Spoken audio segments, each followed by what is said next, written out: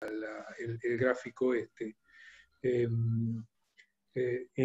Como recién charlábamos con Héctor, hace 5 días hice una charla para las academias, 2 academias nacionales y 2 academias uruguayas, donde hablamos de COVID-19 y medio ambiente y una salud, y algunas de las transparencias de las ilustraciones que vamos a utilizar ahora son las mismas, que no se asuste si alguien las vio, que no es la misma charla.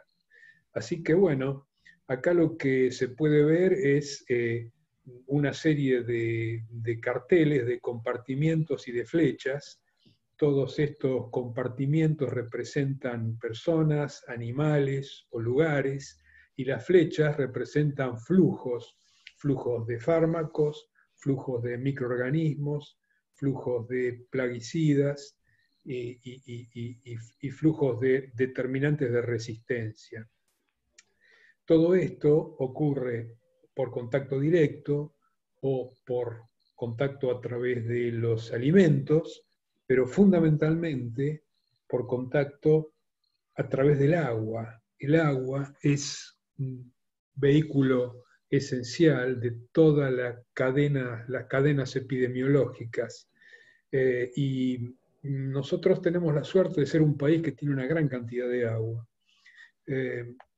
Si pensamos en la huella hídrica, este es un concepto nuevo, el de la huella hídrica, que es un indicador del uso de agua, directo o indirecto, o de los recursos disponibles. Es un concepto que surge en 2002 y, bueno, la ISO 14046 se publica en el 2014, pero lo interesante es tener conciencia sobre los distintos tipos de agua. El agua azul, que es el agua de superficie sobre la tierra, el agua de lagunas, el agua de arroyos, el agua de ríos, el agua de estuarios, el agua subterránea de las napas, el agua verde, que esta es en realidad la más importante, ¿no? Ustedes todos recuerdan de la escuela el ciclo del agua. Del mar se evapora el agua, va a las nubes, se producen las precipitaciones mayormente sobre el océano, y sobre la tierra, precipitaciones sobre bosques, sobre forestaciones, sobre estepas, sobre cultivos. Y esa agua nutre la tierra, nutre los cultivos y vuelve a la atmósfera.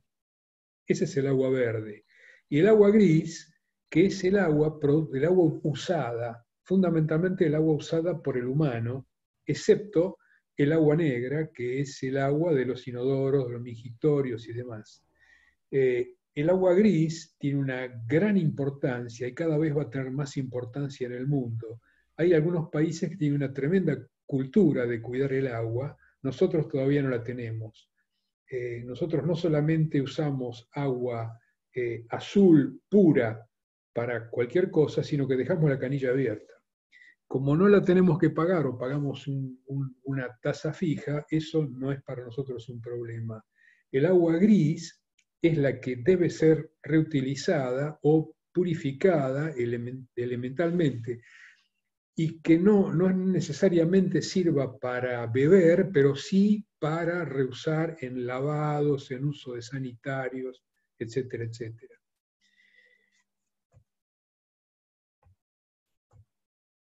Fíjense la cantidad de agua que se necesita, por ejemplo, para producir 1 kilo de carne bovina. 13.000 litros para producir 1 kilo de carne bovina. 3.900 litros para 1 kilo de carne de pollo. 3.000 litros para 1 kilo de arroz. 2.000 litros para 1 kilo de papel. 200 litros para una taza de café. Fíjense los 100 mililitros que nosotros tomamos en una taza de café, costaron 200 litros de agua. Por lo tanto, cuando se exportan estas commodities, y todas las commodities, porque los libros, cuando exportamos libros, también estamos exportando agua, hay una cantidad de agua virtual que va incluida y que se cobra en esa exportación. Las bacterias nos llevan unos 3.500 millones de años de ventaja en su experiencia sobre el planeta. Y las bacterias respondieron a todos los desafíos que la naturaleza les impuso. Entonces surge nuestra pregunta: ¿son las bacterias las que se cruzan en nuestro camino o somos nosotros los que nos cruzamos en el camino de las bacterias? Decimos que las bacterias están en todos lados. El número de bacterias en la Tierra es de 5 millones de trillones de trillones. Esto es un 5 seguido de 30 ceros. Es un poco arriesgado porque el que las contó no firmó ningún paper, pero la realidad es que si a este número tan grande le sacamos un cero o le agregamos un cero, las diferencias serían tan grandes que es muy probable que esté cerca de la verdad. Fíjense la ventaja de estar haciendo una charla virtual en este momento. Si estuviéramos en un salón, cada persona estaría agregando 37 millones de bacterias al aire por hora. Claro, eso sin barbijo. Con barbijo probablemente se pudiera reducir un poco, pero no con los barbijos que se usan normalmente, que pueden reducir un poco, pero no mucho, la emisión bacteriana. Es decir que cuando uno charla, cuando uno se reúne, cuando hay 3, 4 personas sentadas alrededor de una mesa conversando, hay un tremendo intercambio de información, pero no solamente información intelectual, información hablada, sino que hay un intercambio de ADN tremendo, fundamentalmente a través de los microorganismos que se van intercambiando. Entonces decimos que somos bacterias, que hay 1,5 kilos de bacterias en el organismo aproximadamente, formando el microbioma o el bacterioma, más bien el microbioma, porque no solamente son bacterias. Ese microbioma está formado aproximadamente por 100 trillones de bacterias, y este microbioma fue estudiado en las aves. Hace 3 años hay publicaciones sobre el microbioma de las aves, aunque algunas especies no se pudieron cultivar, y se caracterizan por el gen 16S-rRNA.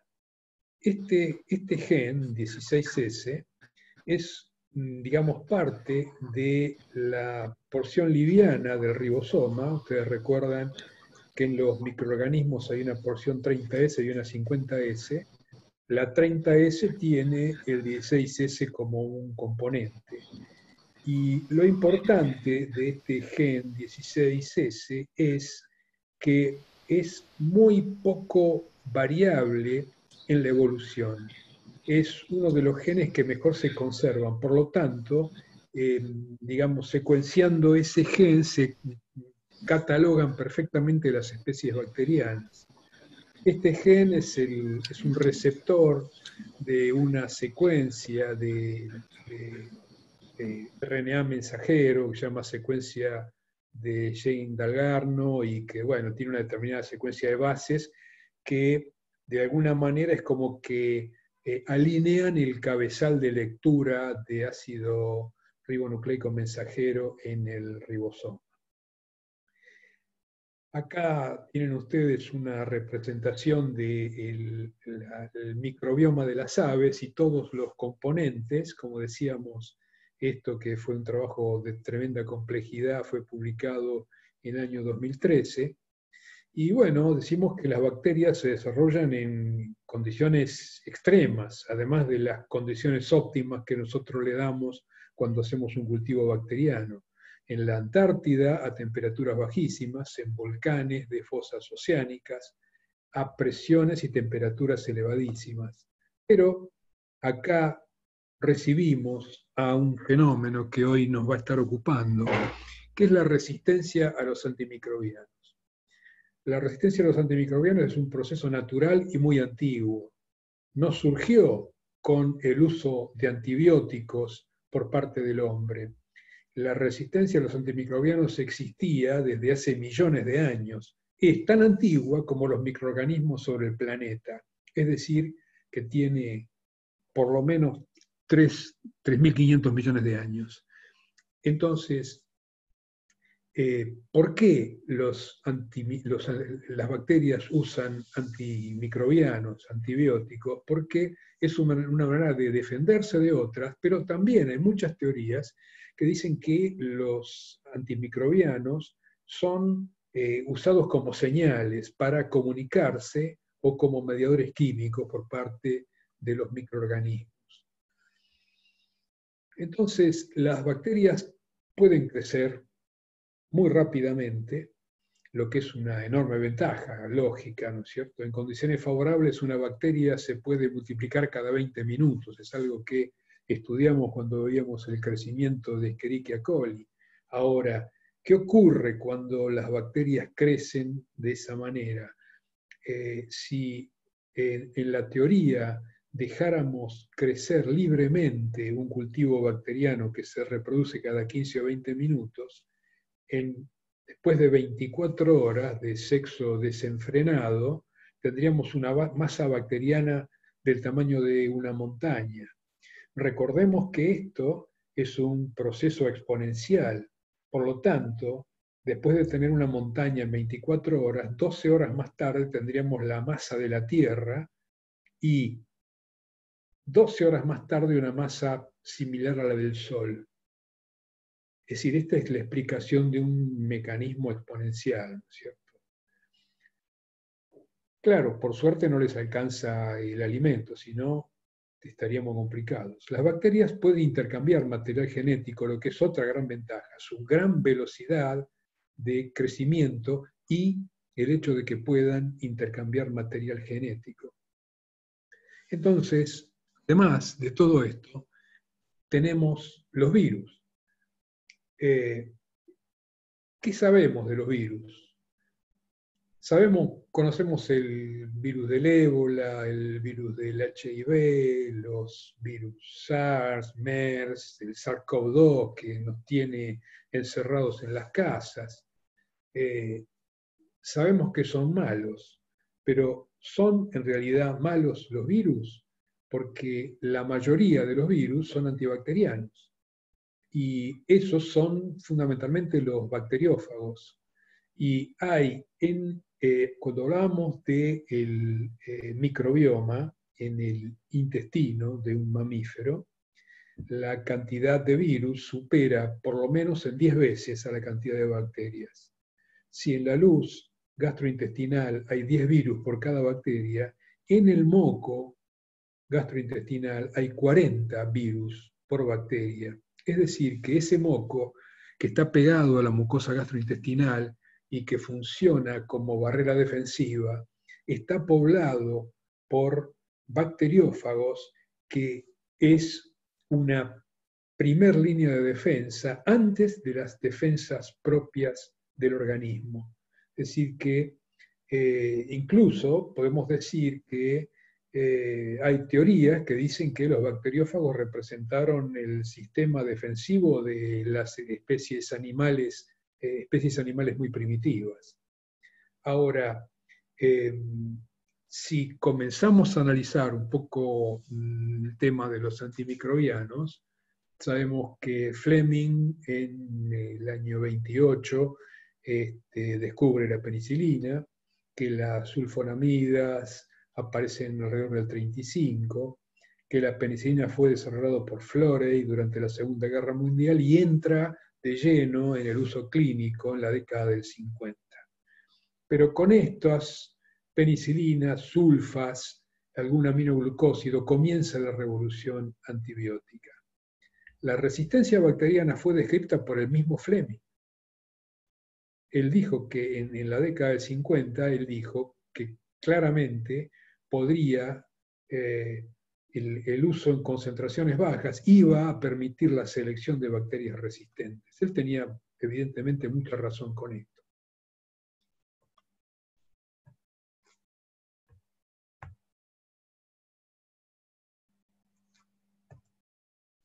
Ahora, si tenemos los antimicrobianos y las distintas décadas que se prolongaron desde el año 30 hasta nuestros días, vemos cómo han ido apareciendo una serie de antibióticos a lo largo del tiempo, y claro, es un poco difícil explicarlo, es un poco difícil explicarlo. Por favor, silenciar los micrófonos, por favor. Hay un micrófono abierto, por favor, siléncienlo. Cuando la penicilina, sulfas, incluso clortetraciclina aparecieron, se pensó que el problema de la enfermedad infecciosa estaba superado. Pero, claro, ¿qué fue lo que ocurrió? ¿Por qué tenemos una pirámide, una tremenda pirámide con un vértice representado por la penicilina, pero una base con cientos de antibióticos?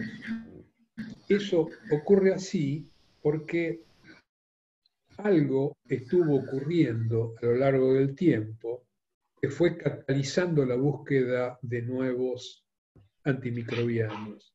La resistencia a la penicilina, que aparece pocos años después de la introducción de la penicilina en el uso clínico, la resistencia a la gentamicina, que aparece prácticamente junto con el uso clínico de gentamicina, y la resistencia a ampicilina, que aparece también muy rápidamente en la misma década, muy poco después de la introducción del fármaco en el uso clínico.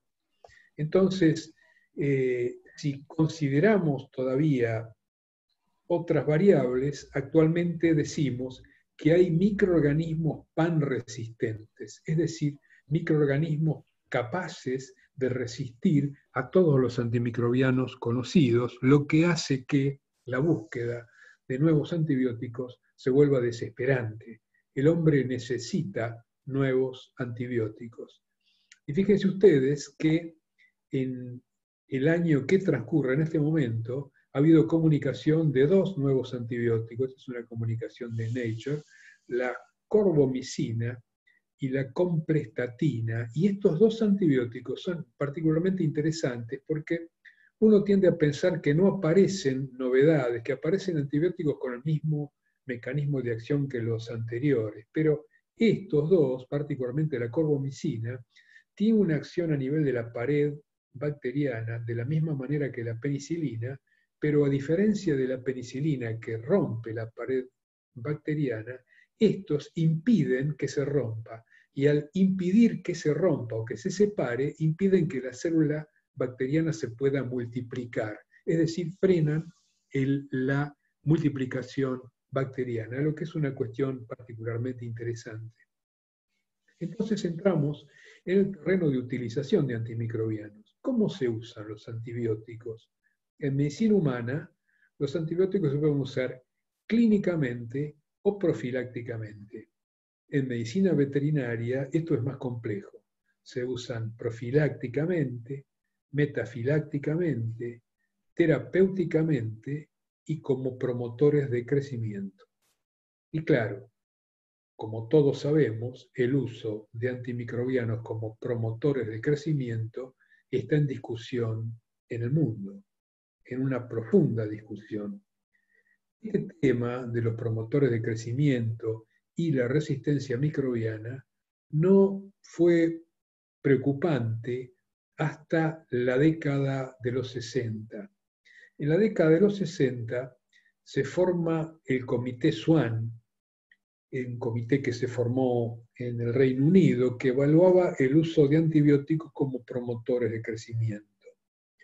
Fue la primera evaluación que alertó sobre la utilización de antibióticos en dosis bajas y durante periodos prolongados y, digamos, recomendando que eso debería no ocurrir. Fíjense que estamos hablando de la década del 60. En el año 1986, Suecia prohíbe los promotores de crecimiento. Suecia fue un pionero en esto. Dinamarca y Finlandia apoyan y presionan en 1995 a la Unión Europea para sancionar la prohibición del uso de promotores de crecimiento. En Dinamarca se realiza lo que se llama Experimento Dinamarca entre 1998 y el año 2000. Fíjense ustedes lo que ocurrió. Aquí tienen entre el año 1990 y el año 1999 la utilización de terapéutica de antibióticos en rojo en Dinamarca y la utilización de promotores de crecimiento en azul. Como ustedes ven, se usaba una gran cantidad de promotores de crecimiento y una cantidad menor de antimicrobianos como, digamos, terapéuticos. Ahora, en el año 1998, el gobierno danés invita a los productores a plegarse a un programa de disminución y supresión de uso de antimicrobianos como promotores de crecimiento. Esto era un programa voluntario digamos, supresión del uso. Y muchos productores se plegaron, lo que dio lugar a una disminución, como se ve acá, de promotores de crecimiento. Y en el año 2000 lo prohíben definitivamente. Ahora, fíjense que los promotores de crecimiento son antimicrobianos que tienen mecanismos de acción, o son ionóforos, son en general fármacos que no son utilizados terapéuticamente en medicina humana. Y a partir del año 2000, en que Dinamarca prohíbe el uso de promotores de crecimiento, en los diferentes años consecutivos hasta el 2009 hay un aumento de utilización de agentes terapéuticos. ¿Por qué? Y bueno, porque al dejar de utilizar promotores de crecimiento aparecen patologías que estaban controladas por los antimicrobianos que se daban en dosis bajas. Ahora, después busqué acá qué es lo que ocurría, digamos, alargando un poco el tiempo, llegamos hasta el año 2015. Entonces observemos qué es lo que pasó. Como acá están en azul los antimicrobianos que se utilizan terapéuticamente en producción animal, en verde está acá el uso humano de antibióticos. Esto no hay que tomarlo en cuenta, pero venía subiendo el uso de antimicrobianos como promotores de crecimiento, como terapéuticos, fundamentalmente en cerdos, que es la gran producción danesa. Ahora, como esto iba subiendo, el gobierno danés lo que hace es implementar un sistema que llaman ellos de tarjeta amarilla, donde a granjas que estaban utilizando más que una determinada cantidad aceptable de antimicrobianos, los obligaban a seguir un mecanismo de control con un veterinario designado por el Estado y con controles bastante seguidos y severos, y exponiéndose a multas, por lo que la implementación de la tarjeta amarilla de nuevo vuelve a bajar, como ustedes ven acá entre el año 2010 y 2011, vuelve a bajar el consumo de antimicrobianos terapéuticos. Bueno, al mismo tiempo también tenemos que no ser tan críticos con los daneses porque a lo largo de ese tiempo la producción animal iba aumentando, es decir, que aumentaba el uso de antimicrobianos un poquito más que la cantidad de animales, pero la producción animal también aumentaba. Y ahora, si consideramos, fíjense ustedes qué interesante esto, el uso de antimicrobianos en Europa, y ustedes parten precisamente de Suecia, que es el país que, digamos, que lidera en ese sentido, Dinamarca, y después el Reino Unido, Finlandia, países nórdicos y el Reino Unido, y después el resto de Europa comienza a aumentar. Esto, acá estamos midiendo miligramos de antibiótico por kilo de peso de animal producido, y llegamos a España, que mejoró muchísimo. Estos datos son de hace aproximadamente 2 o 3 años. España tenía mucho más, después fue controlando. Francia, acá está. Alemania todavía tiene más que los otros países europeos, pero Italia tiene prácticamente el doble que el que más tiene, ¿no es cierto?, que es Polonia. Comparado con esto, nuestros países nosotros no tenemos un control de la cantidad de antimicrobianos que consumimos, pero hay algunos trabajos interesantes. Por ejemplo, hay un trabajo acá que pude rescatar, donde se compara el consumo en Asia, el consumo en las Américas y el consumo en África. Y ustedes ven que hay acá esto en realidad no es consumo, no es consumo, sino exposición a microorganismos resistentes. Es decir, podemos decir que es prevalencia de resistencias, una cosa así. Y vemos que en Asia hay una gran cantidad, que en las Américas hay menos, y que en África es donde se agrupa más hacia la derecha con menos todavía. Pero como dato muy interesante de esta exposición a resistencia, fíjense que acá hay dos columnas que representan Argentina y Uruguay. Y Argentina y Uruguay están con, digamos, exposición a resistencias mucho menor que los otros países americanos. Los países africanos tienen poca exposición a resistencia, porque en realidad hay muchas poblaciones africanas que ni siquiera tienen acceso a los antimicrobianos. Esta es la realidad. Y por otra parte, en Asia, la gran cantidad, la gran proporción de exposición a resistencias es por el masivo uso de antimicrobianos que se usa en determinadas explotaciones. Ahora, todo esto, por suerte, se ha ido encaminando el problema humano, el problema animal, el problema del medio ambiente y las resistencias se han ido encaminando sobre, digamos, a través de esta política de una sola salud, un mundo, una salud. Y se ha tomado conciencia del vínculo entre las enfermedades animales y las enfermedades humanas. Es decir, 60% de enfermedades humanas infecciosas son de origen animal, 75% de enfermedades humanas emergentes y un 80% de patógenos potencialmente armas biológicas también son de origen animal. Es decir, que esto tiene que ser muy cuidadosamente sopesado. Por otra parte, por más que haya gente que esto no le gusta, la alimentación humana regular con proteínas de la leche, del huevo o carne es vital y su carencia constituye un problema de salud pública. Y en realidad, para compensar esto, digamos que las poblaciones o el público vegano con buen poder adquisitivo quizá tiene algunas alternativas como para, digamos, luchar contra el poder nutritivo de la leche, del huevo y de la carne, pero poblaciones de bajos ingresos es absolutamente imposible. Entonces, esta iniciativa de una sola salud es una estrategia que expande comunicación y en realidad es una cuestión de puro sinergismo que acelerará investigación, mejorará sistemas de salud, expandirá la base científica y seguro va a mejorar la educación médica.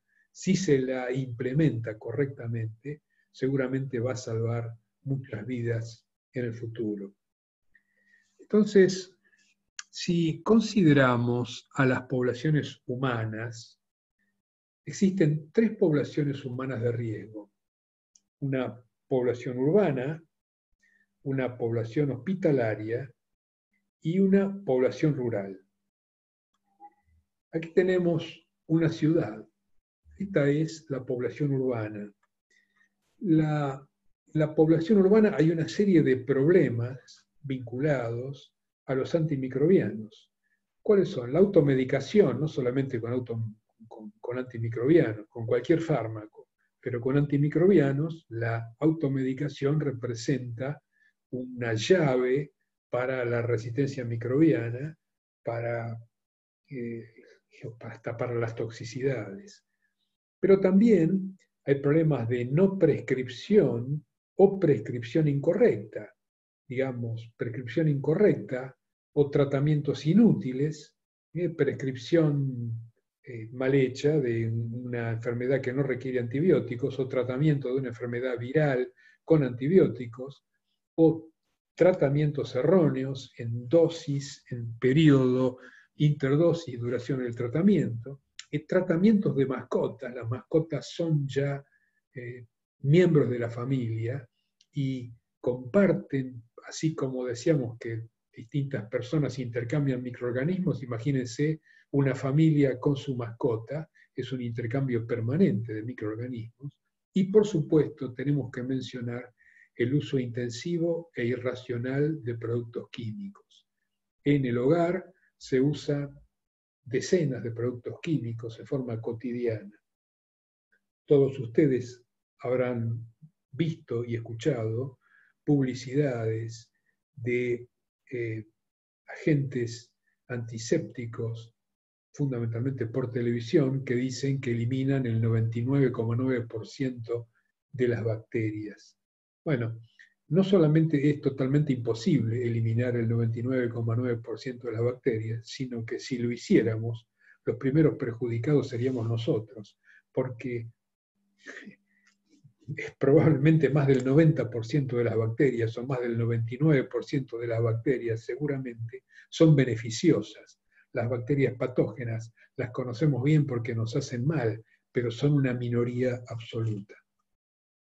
Acá tenemos un trabajador en una industria química, una industria farmacológica.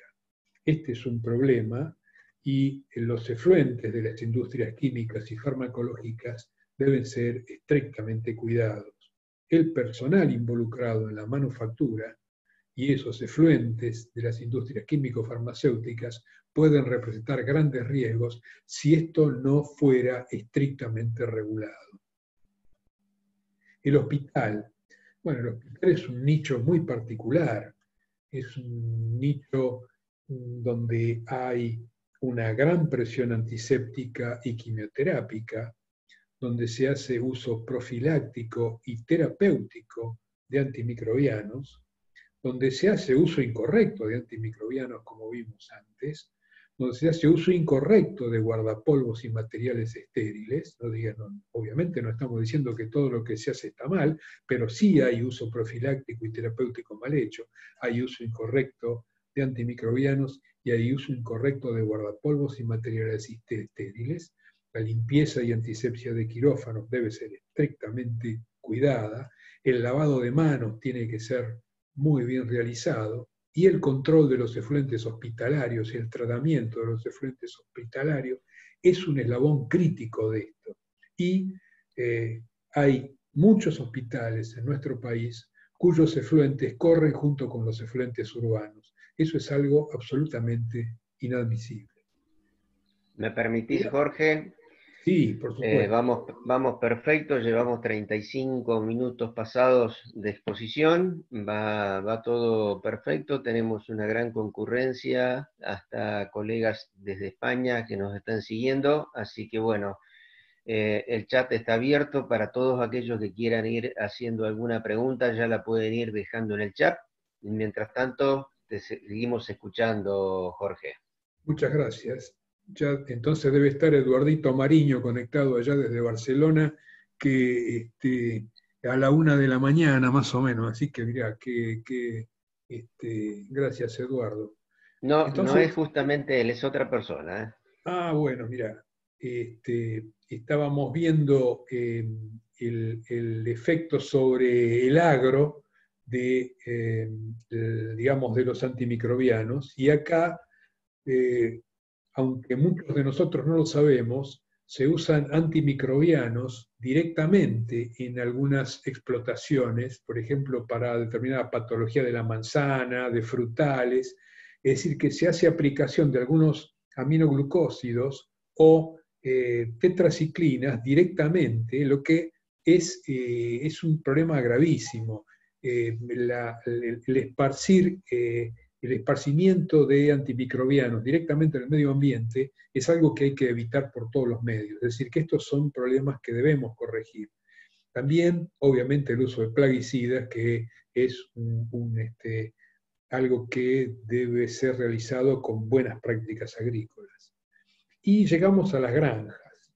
Y en las granjas, donde están todos nuestros amigos los animales, hay una serie de cosas que tenemos que controlar.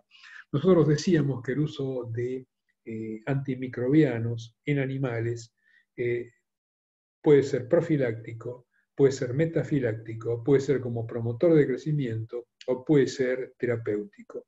Pero esto tiene que ser estrictamente regulado. El uso profiláctico debe ser hecho únicamente cuando hay certeza de que hay una población de riesgo que debe ser tratada. El uso metafiláctico no debe ser confundido con el uso profiláctico. El uso profiláctico es, digamos, el primer paso, cuando se sospecha que algo puede pasar. Pero el uso metafiláctico implica ya un cierto conocimiento. El uso metafiláctico implica el fijar de antemano alguna variable, por ejemplo, el aumento de la temperatura corporal medio grado o un grado por encima de determinado nivel, una manifestación clínica muy objetivamente medible, en general es la temperatura. Entonces, cuando aparece, por ejemplo, una tropa de bovinos en un feedlot y la temperatura de alguno de ellos está ubicada sin llegar a un nivel de fiebre elevada, tenemos uno o más individuos con una pequeña elevación, eso justifica el uso metafiláctico. Si los animales están muy bien, aparentemente, pero vienen de un viaje muy largo, agotador, esa tropa de riesgo puede ser definida como tropa de riesgo, se puede tratar profilácticamente. El uso metafiláctico, insisto, necesita algún parámetro objetivo que lo dispare, y eso tiene que estar protocolizado en el feedlot, por ejemplo. Los promotores de crecimiento, que han sido utilizados extensivamente en el mundo, están extremadamente discutidos. Como vimos en los países nórdicos, se prohibió su utilización hace muchos años. En América, incluyendo Sudamérica, hay una utilización bastante extensa. El Servicio Nacional de Sanidad Animal y Calidad Agroalimentaria de nuestro país, el SENASA, prohibió la utilización de promotores de crecimiento. El uso de antimicrobianos solamente se puede hacer metafiláctico o profiláctico o terapéutico. Y hay una serie de usos incorrectos. Estos usos incorrectos implican todo lo que estuvimos viendo antes, es decir, uso sin diagnóstico, uso a dosis incorrecta, uso por una vía incorrecta, uso con intervalos que no son los ideales o duración del tratamiento no debidamente respetada. Todo eso tiene que ser especialmente controlado.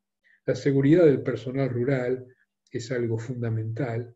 El personal rural es personal particularmente de riesgo para los antimicrobianos porque esos son quienes están en contacto con los animales, pero están en contacto con el fármaco. El personal rural es el que está en contacto con el fármaco, tiene que trabajar con la vestimenta y la protección personal necesaria, tiene que conocer muy bien las instrucciones de utilización de fármacos, tiene que usar fármacos según buenas prácticas agrícolas y buenas prácticas clínicas. Y llegamos a la acuicultura que se va extendiendo en el mundo. La acuicultura está especialmente difundida en Asia. Y fíjense ustedes que en los países nórdicos de Europa y en Chile, la explotación de salmónidos es muy común. Chile es el segundo productor mundial de salmónidos, después de Noruega, y hay una gran discusión alrededor de todo esto, porque esta es una explotación que se hace en mar abierto, con jaulas flotantes donde están los salmónidos, pero claro, ¿qué es el centro de la discusión? Es que el salmón que se cultiva en estas jaulas en el Pacífico Sur, en ese caso, o sería en el Atlántico Sur, en nuestro caso, no son una población autóctona. Entonces, bueno, eso tiene una serie de efectos ambientales que genera una profunda discusión sobre esto.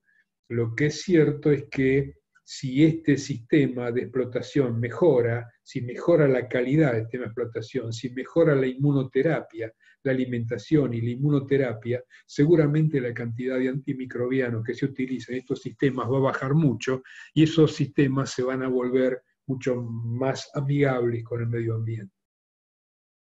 Y esta es una explotación que hace unos años se consideraba amigable con el medio ambiente, pero ustedes fíjense que esto ocurre en Asia. Acá tienen ustedes una especie de un palafito, donde hay un pond, una laguna, donde hay peces, donde se crían peces, hay un palafito donde se crían aves, y a veces también cerdos. En esta construcción también vive los que cuidan todo esto. Entonces, tienen un sistema cerrado ustedes acá, que es imposible de sustentar sin la utilización de antimicrobianos. Y entonces hay un profundo intercambio de microorganismos entre estas poblaciones, porque acá la población humana que vive en este palafito consume aves, consume cerdos o consume peces. Los peces muertos son levantados para alimentar las aves o los cerdos. Los aves muertas y van para alimentar a los peces o a los cerdos, y con los cerdos pasa lo mismo. Entonces además hay una gran presión quimioterápica sobre los peces, sobre las aves y sobre los cerdos.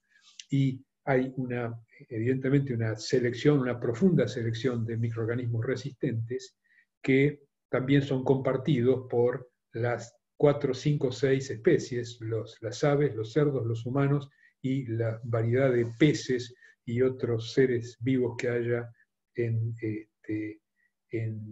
la laguna.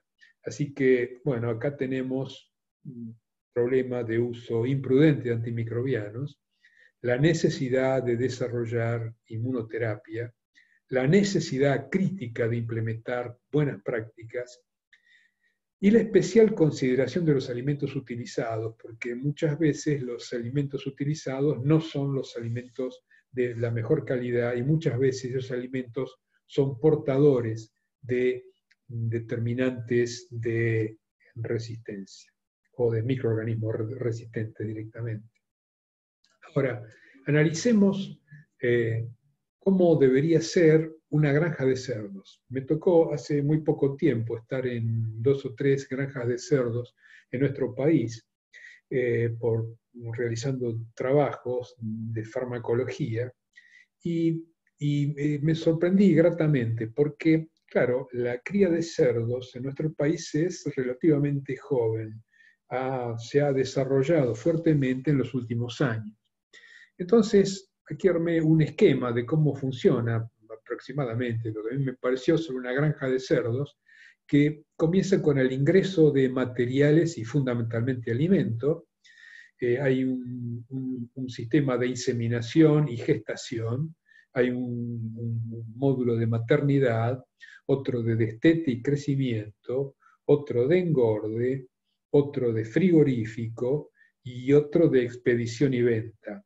Este sería un sistema cerrado, un sistema moderno de alta eficiencia, donde entra un insumo que es el grano y sale un insumo con mucho mayor valor agregado, cuyo valor agregado es mayor cuanto más la sofisticación del proceso frigorífico. Puede salir medias reses, envasadas, o pueden salir cortes envasados al vacío, o pueden salir productos más elaborados como chacinados, por ejemplo.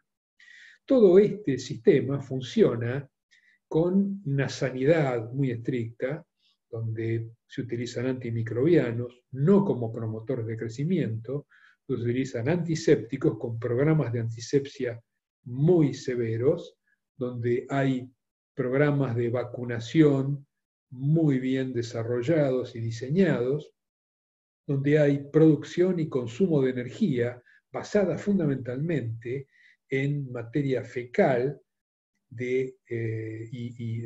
biogás y producción de energía y energía eléctrica, donde hay aporte de aguas y tratamiento de aguas, donde hay plantas de tratamiento de residuos que permiten la reutilización de aguas y donde producen residuos secos que pueden funcionar en un programa con, digamos, estrictos protocolos de control, pueden funcionar como fertilizantes. Todo esto dentro de un sistema de bioseguridad que hace que a la granja, vehículo que entra a una zona sucia, pero entra después de ser, digamos, tratado con antisépticos, y el personal que llega tiene que pasar por, digamos, una compuerta donde cambia, se ducha, se lava, se baña con jabones antisépticos y cambia totalmente su vestimenta, trabaja con cofia, con barbijo, con antiparras, con guantes y con vestimenta adecuada. Así que esto es cómo funcionaría una granja moderna y cómo están funcionando algunas granjas de nuestro país. Ahora, yo les propongo que hagamos un ejercicio, que consideremos cualquier establecimiento de producción animal intensiva que trabaje razonablemente bien, como es la mayoría de los establecimientos como el que describimos recién. Podemos decir que es un establecimiento que trabaja según buenas prácticas, que utiliza fármacos prudentemente, que respeta principios de bienestar animal y trata sus efluentes. O podemos decir que es un establecimiento que maltrata a los animalitos, que genera resistencias microbianas, que contamina el ambiente y que es una fábrica de pandemias. Ahora, la pregunta que yo les hago es, ¿cuál de las dos opiniones vende más? ¿Cuál es la opinión que vende más de esas dos? Entonces, claro, este es un concepto, ¿no es cierto? Tenemos bovinos, cerdos o aves que están inundadas de antimicrobianos, ¿no es cierto? Y esta idea es bastante difícil de refutar. Entonces, si vamos por partes, el maltrato animal no se trata de mascotas, no son mascotas, no conocen otra cosa. Esos animales tienen espacio, alimentación perfecta, sanidad acorde a sus necesidades y hacen una vida muy razonable. Yo no querría recurrir acá a la filosofía y a la analogía de la caverna de Platón, pero bueno, a la alegoría, perdón, de la caverna de Platón. Pero, insisto, no son mascotas, no conocen otra cosa y tienen condiciones ideales para su crecimiento. Son muy bien tratadas. Resistencias microbianas. Se han suprimido los promotores de crecimiento. El uso de antimicrobianos que se hace es prudente. La contaminación ambiental es considerada seriamente por todas las granjas y la legislación es estricta en ese sentido. Y bueno, hemos escuchado hablar de fábrica de pandemias. Yo creo que lo de la fábrica de pandemias es un disparate que es indefendible y sobre el que no nos vamos a meter. Acá tienen ustedes una fotografía de un criadero, creo que son madres, es un criadero danés que no difiere de lo que yo he visto en los criaderos nacionales. Acá tenemos una foto de una serie de productos terminados, productos alimenticios. La calidad comienza definitivamente en la producción primaria. De todos estos productos que nosotros estamos viendo acá, el envase, el color, podrá haber más lindos, más feos, con distinto gusto, pero si el producto primario es de mala calidad, la calidad no puede mejorar a través de la industrialización y del empaque. Únicamente un producto va a ser de excelencia si hay higiene en toda la cadena, si hay buenas prácticas de manufactura, si hubo buenas prácticas agrícolas, si hubo uso racional de antimicrobianos, si hubo uso racional de vacunas, si hubo uso racional de antisépticos en todo el proceso. Y el consumidor tiene una gran responsabilidad en todo esto. El consumidor debe seguir las reglas de oro de la Organización Mundial de la Salud, que no las transcribo acá, pero recomiendo que los que no la tienen presente las busquen, están en todos lados. Las reglas de oro de la Organización Mundial de la Salud deberían ser enseñadas en la escuela primaria, junto con la tabla del 2. El lavado de manos, la higiene en la cocina y la buena cocción de alimentos son fundamentales y están consideradas dentro de estas reglas. La higiene en la cocina, el lavado de manos y la cocción de alimentos cortaría una tremenda cantidad de enfermedades transmitidas por alimentos.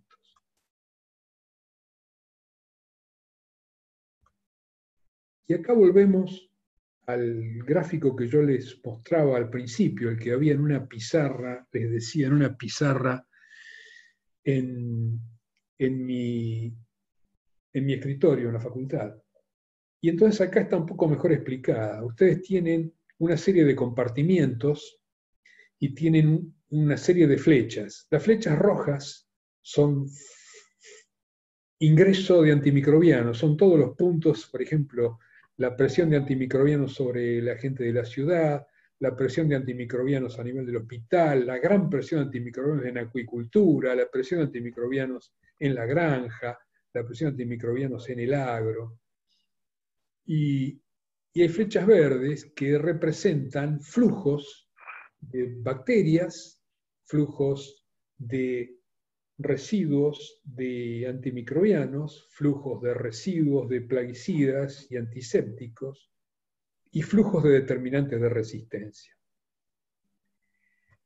Fíjense ustedes, acá tenemos uno de los compartimientos, la ciudad.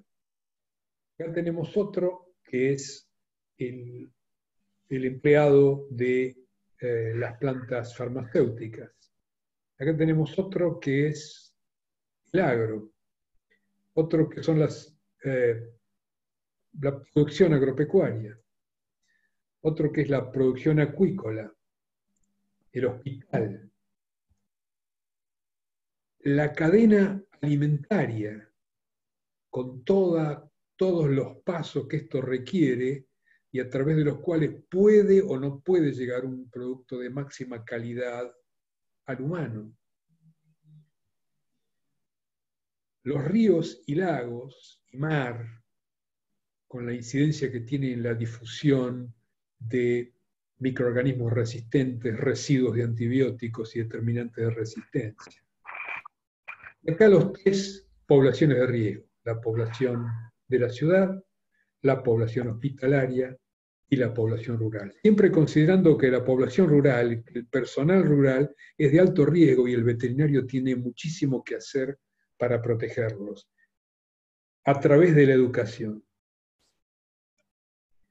Entonces hay algunas intervenciones que sirven para controlar resistencia antimicrobiana. Uso racional y prudente en las poblaciones urbana, hospitalaria y rural, en establecimientos de producción intensivo, incluyendo acuicultura, en las explotaciones agrícolas, y hay que implementar buenas prácticas agrícolas. Mejora de instalaciones, disposición de excretas y camas, y considerar entonces las reglas de oro de la Organización Mundial de la Salud para preparación de alimentos, para elaboradores artesanales, el tratamiento de efluentes urbanos, hospitalarios, rurales e industriales, pero fundamentalmente los hospitalarios. Y entonces, ¿qué decimos? Para ir redondeando, el mejor tratamiento antimicrobiano, ¿cuál es el mejor tratamiento antimicrobiano? El mejor es el que no se hace porque la infección no se produce. El mejor tratamiento antimicrobiano es el que no se hace. El segundo mejor tratamiento es el que se basa en el diagnóstico, uso racional, tratando humanos y animales en base a farmacocinética y farmacodinamia, y tratando animales con antibióticos no de primera elección en terapia humana. ¿Qué hacemos con los antimicrobianos entonces? Los usamos lo menos posible, pero todo lo necesario. Lo menos posible, pero todo lo necesario. Entonces, ¿cómo enfocamos este problema? Únicamente en forma global y con sentido común, considerando una sola salud, considerando que el hombre, los animales, el medio ambiente, todos forman un solo problema que debemos manejar entre todos. Yo, para terminar, quiero homenajear a Ignaz Semmelweis. Este hombre fue el que en 1847 aproximadamente preconizó el lavado de manos en las salas de parturientas, en que había una mortalidad elevadísima, y logró reducirla con el lavado de manos con antisépticos, aunque no le creyeron y murió sin ser reconocido. Fíjese el valor que estamos dando en estos días, y veníamos dando antes, pero el valor que estamos dando en estos días de pandemia al lavado de manos. Así que esto es muy importante, y por supuesto siempre hay cosas que se nos van a escapar de las manos. El intercambio de microorganismos entre humanos y animales es a veces inevitable. Bueno, muchas gracias, y no sé si tienen algunas cosas, hay algunas cosas, Héctor, ahí para conversar. Perfecto, Jorge, ha sido muy claro, muy buena tu disertación. Tenemos algunas preguntitas que ya te la voy a ir formulando. Una pregunta es de un amigo, y dice, un amigo en común: en las granjas marinas, ¿la utilización de antimicrobianos preventivos o curativos son más o menos peligrosos que los promotores del crecimiento? La realidad es que en acuicultura, como en cualquier producción animal intensiva, los antimicrobianos no deberían ser utilizados como promotores de crecimiento. Yo escribo sobre esto ya hace muchísimos años. Ahora, la realidad también es que los antimicrobianos son tan importantes como promotores de crecimiento. ¿Por qué? ¿Por qué funciona el antimicrobiano como promotor de crecimiento? Funciona porque si ustedes ponen antimicrobiano en la dieta, hay menos enfermedad y hay mejor crecimiento. ¿A qué se debe esto? Hay un montón de teorías, pero la teoría más aceptada actualmente es que está bloqueando, digamos, ayudando en problemas y errores de manejo. Entonces, si nosotros mejoramos el manejo a través de programas de buena nutrición, de buen manejo, de uso racional y terapéutico y de uso de vacunas, es probable que podamos ir disminuyendo la utilización de antimicrobianos como promotores de crecimiento. Insisto que nuestro país está, hablando de Argentina, está bastante bien, y el uso de antimicrobianos como promotor de crecimiento, como decíamos, se ha reducido enormemente. Pero en algunos países en que es muy difícil porque no tienen explotaciones de alto nivel, porque no tienen gente muy entrenada, hay que sopesar el problema de la resistencia microbiana con el problema de la producción alimentaria. Entonces, si los países centrales quieren que todos los países dejen de producir en forma, digamos, dolorosa para el medio ambiente, en forma onerosa para el medio ambiente, bueno, va a convenir que hagan algún apoyo técnico y un apoyo de infraestructura a los países que tienen más problemas para producir, que no podrían producir sin antibióticos, ¿cierto? Es un poco el concepto. Perfecto, muchas gracias, Jorge. Tengo otra pregunta, la cual dice, ¿hay algún trabajo o información que correlacione el uso en volumen de antibióticos y o generación de resistencia entre la población urbana, hospitalaria y o rural? En realidad sí, hay mucha información que vincula el uso de antimicrobianos con la prevalencia de resistencias microbianas en humanos.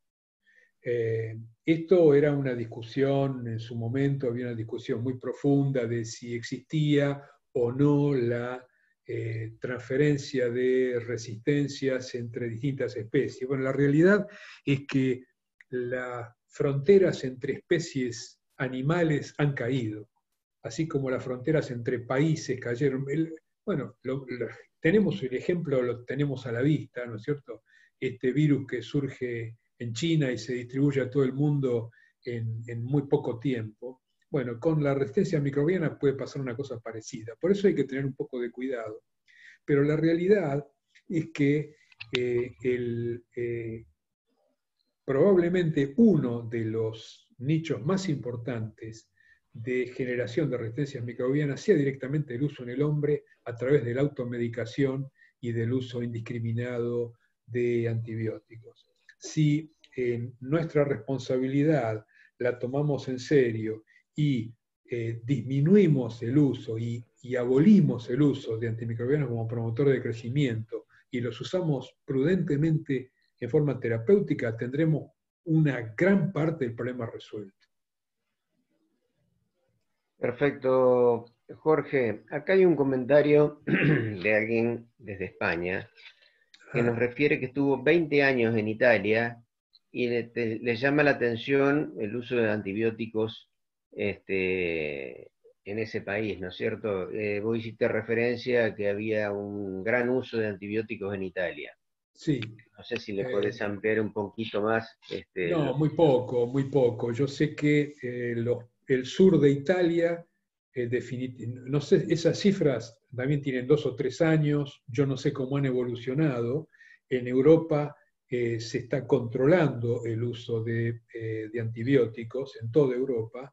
El sur de Europa es el que usa más antibióticos. El norte, los países nórdicos son los primeros que frenaron todo. De todas maneras, tenemos Francia con una gran utilización, España con una gran utilización, Italia con una gran utilización, Portugal con una gran utilización y en algunas naciones del Mediterráneo también.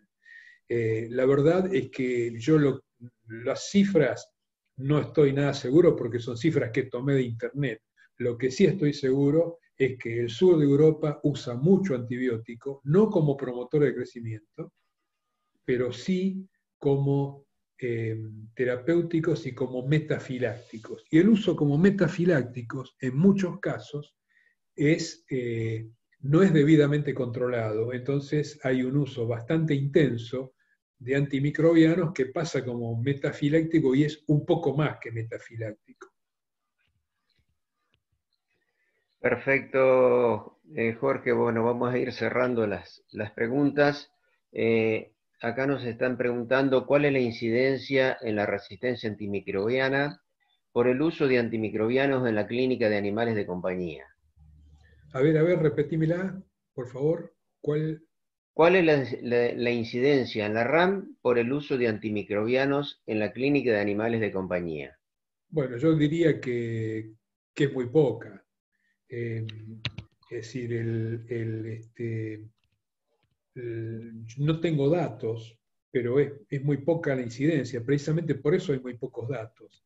Como en las mascotas el uso es exclusivamente terapéutico, es decir, que yo en realidad alguna vez a mi perro le metí algún antibiótico, pero al gato primero, el gato mío me ve con una jeringa y raja, ¿no? Yo no lo puedo atrapar. Así que las mascotas en general reciben pocos antibióticos y si bien hay referencias de emergencia de resistencias en mascotas, es muy poco. No, el problema puede estar en la producción animal intensiva, no con las mascotas. Perfecto, Jorge. Yo te voy a hacer una pregunta. Creo que fuiste muy amplio en muchas cosas y por ahí me alegra los caminos que por ahí estamos llevando adelante desde la FEBA. El trabajo interdisciplinario, nosotros ya lo hemos implementado porque vemos que hay una problemática que no es común solamente a nosotros. Así, trabajando ya integralmente con ingenieros agrónomos forestales, porque sabemos que tenemos que trabajar en común con el medio ambiente también.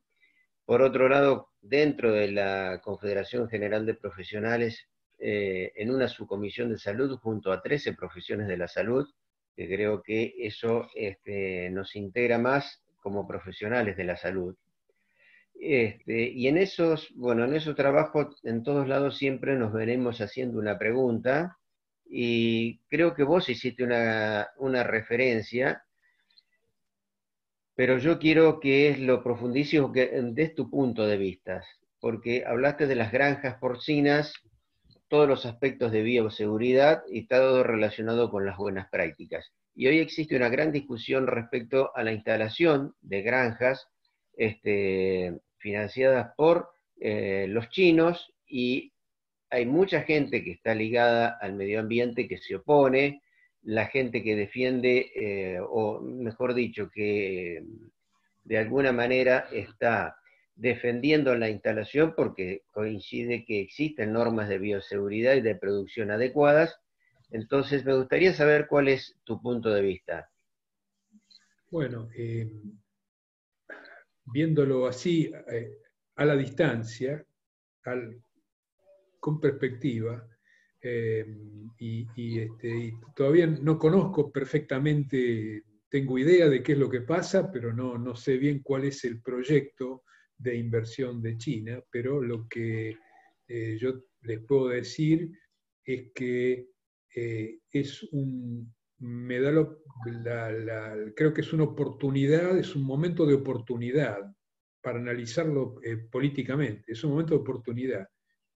China tiene un problema sanitario y quiere que podamos tener una base en un lugar que no tenga problemas sanitarios. Nosotros tenemos una gran ventaja, nosotros estamos muy alejados en el mundo, es una gran ventaja y una gran desventaja. Acá es una gran ventaja.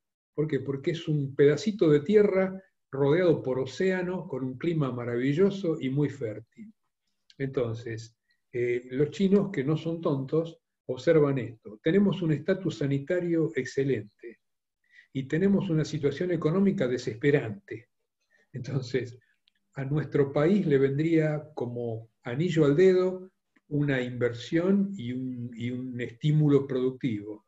Y a China seguramente le vendría de forma excelente tener un sitio donde hay buenos técnicos, un buen medio, alimentos, como para armar estas factorías completas, ¿no es cierto? Ahora, yendo al impacto, que es lo que vos, Héctor, me preguntabas, o sí, vos me preguntabas, transmitías eso, estas granjas serían, creo saber que serían instalaciones completas desde digamos, desde la entrada del alimento hasta la salida de material industrializado. Es decir, que entraría el grano y saldría con un valor agregado elevadísimo. Estas granjas contemplan todos los aspectos que yo estuve mencionando ahí, fundamentalmente, porque el manejo es elemental. Viene gente con una gran experiencia, en nuestro país tenemos gente con gran experiencia también en esto, tienen que interactuar, pero hay un sistema de bioseguridad absolutamente cerrado y todo eso tiene que ser estrictamente controlado por nosotros. Nosotros tenemos que poner las reglas. No es que van a venir a hacer lo que quieran. Van a venir, van a hacer una propuesta y nosotros tenemos que tener un grupo de gente, una comisión o comisiones, una comisión que analice la parte ambiental, pero no que analice la parte ambiental diciendo cuál que el impacto ambiental, no, que analice cómo la granja va a tratar sus efluentes y cómo la granja se va a amigar con el medio ambiente, concretamente. Otra comisión que analice la parte sanitaria, otra que analice la parte productiva, otra que analice la parte genética, yo no sé, pero nosotros tenemos que poner las reglas del juego. Y después sí, que se largue. A mí me parece que es una oportunidad única, que no habría que desaprovechar. Por supuesto, los productores locales están preocupados con esto porque tienen miedo de que esto venga como competencia. Bueno, es lo que tenemos que dejar muy claro de entrada, que no representa una competencia para el productor local. Quizás hasta al contrario, que le permita al promotor local sumarse y subirse al tren de la exportación de todo eso. En fin, a mí me parece que es muy positivo, pero tampoco es para que liberarlo alegremente. Tenemos nosotros que poner las pautas y controlar eso. Sí, perfecto, Jorge. Sí, en los contactos que nosotros hemos mantenido, o sea, esto sería exclusivamente, la producción iría enteramente a China, sería prácticamente un canal cerrado sin Claro. que exista una afección a los productores locales, siendo la producción local totalmente independiente, Claro, bueno, iría como está actualmente. perfecto, eso es perfecto, eso es perfecto. La doctora Carolina Miguel, no sé si está por ahí, que pueda encender su micrófono, así ya comenzamos a cerrar esta jornada que realmente creo que ha sido muy apasionante todos los conceptos que nos ha transmitido Jorge, como siempre nos enriquece los conocimientos y nos deja haciendo, nos llevamos un montón de preguntas para nuestras Sí. casas después.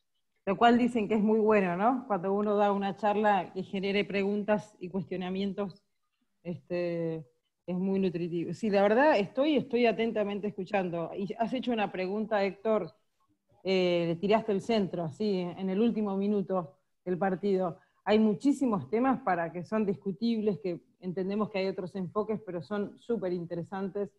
Y también el paseo cultural que nos dio Jorge a través de su charla. La verdad que es súper interesante.